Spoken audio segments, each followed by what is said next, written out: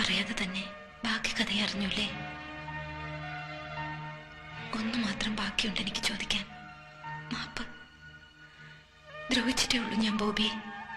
അന്നും ഇന്നും എന്നും വേദനിപ്പിച്ചിട്ടേ ഉള്ളൂ ഞാൻ ബോബിയെ.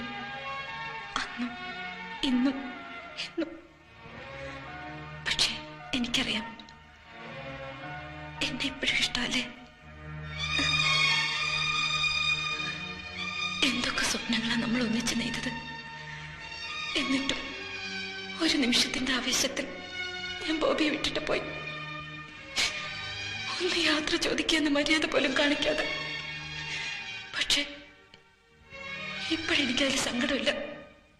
നമ്മൾ ഒന്നിച്ച ശേഷം, നമുക്കൊരു കുടുംബം ഉണ്ടായ ശേഷം ഞാൻ പിരിഞ്ഞു പോയിരുന്നെങ്കിൽ അതിൽ നല്ലതല്ല ഇത്.